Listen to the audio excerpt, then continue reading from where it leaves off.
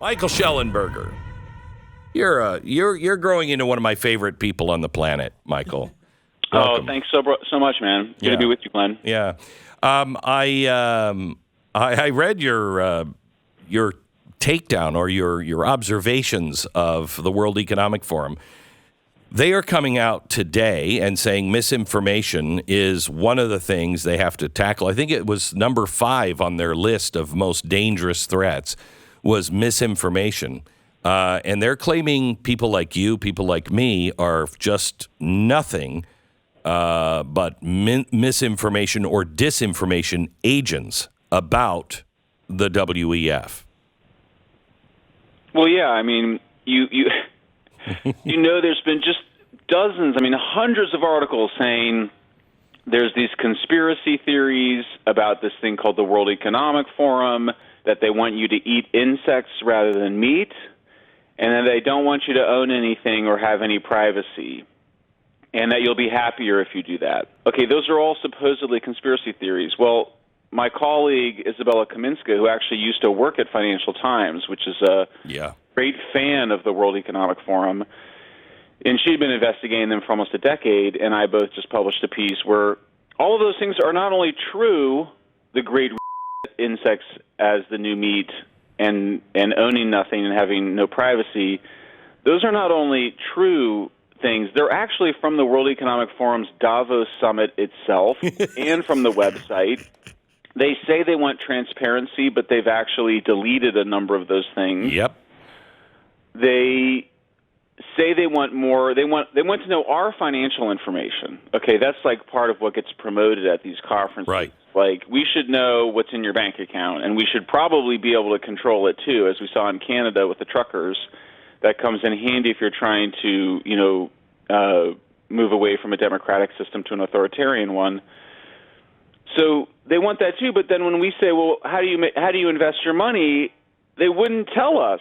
Right. And they just said, Swiss law means we don't have to tell you. Well, sure, Swiss law says that. Are you familiar with Switzerland's banking laws? Yes, I think, well, maybe Klaus might not have, but I think his father was clear about the Swiss banking laws. Like, his father ran a Swiss company in Germany during World War II, during the Holocaust. Historians who have looked into this said that indeed he did use forced labor, Jewish labor during the Holocaust, during World War II. That's not actually in question. He is a very creepy person. And so the natural sense, I think it's okay to say that because I'm using it in a technical sense. The creepy feeling you get from Klaus Schwab is accurate. Yes. The basic picture of World Economic Forum as a creepy event is accurate. His father believed in public-private partnerships, which is fascism. That's the definition of fascism. You own the company, but the country, the authoritarian leadership, tells you exactly what you're going to make, when you're going to make it, how to do it, and you get to keep your country. It's exactly what's happening in China. That's not communism. That's more fascistic in nature, the way they run their businesses over there. He was a fan of it. Klaus is still a fan of it. Forget about the Holocaust for a second, but that's the basis of what Germany was going for on the economic front. Correct? Of course, yes. That's what every school child learns. It's almost a kind of it's a kind of thuggery. Mm-hmm. It's a kind of mob rule by these con artists. Mm-hmm. Look, your intuition against eating bugs is correct. There's all sorts of parasites in these bugs. It's obviously not a human custom. My wife is Korean American, and I spent much time in Korea, and her parents said they ate bugs, and I ate some bugs in Korea. It's a little bit of a novelty. Some people like it, most people don't. Most Koreans like to eat beef.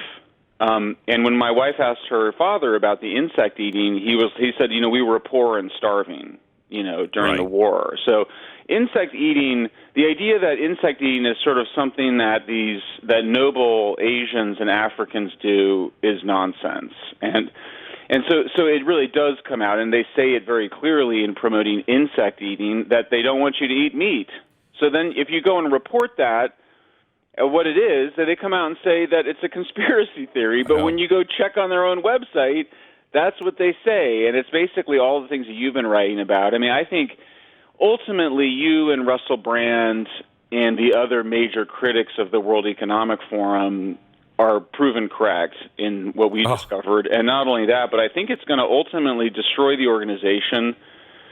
Most world leaders, I think in part because of this heavy backlash against World Economic Forum, did not go. Only the German chancellor went, and he has to go to every one of these events to suck up to world leaders and and sheiks and stuff because he needs oil and gas. Right. So, but other world leaders don't want to go because they know it's bad for their PR. But they know it hurts their image, and you saw Elon Musk responded to me on Twitter, saying, yeah, it seems like while everybody would support dialogue, it's a creepy event. But didn't he just say it seemed boring?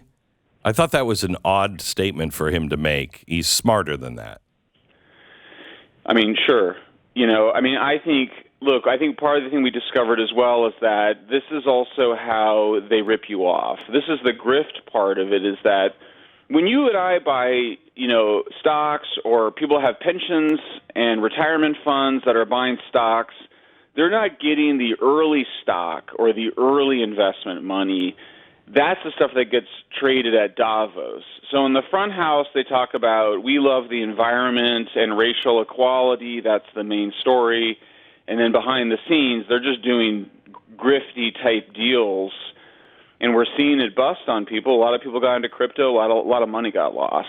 It wasn't a real asset. And so for me, I think for Izzy and me, that's the name of my co-author on this. So we were like, well, what is the right thing to say? Is it a grift? Yes. Is it a cult around this kind of creepy dude, Klaus Schwab? Yes.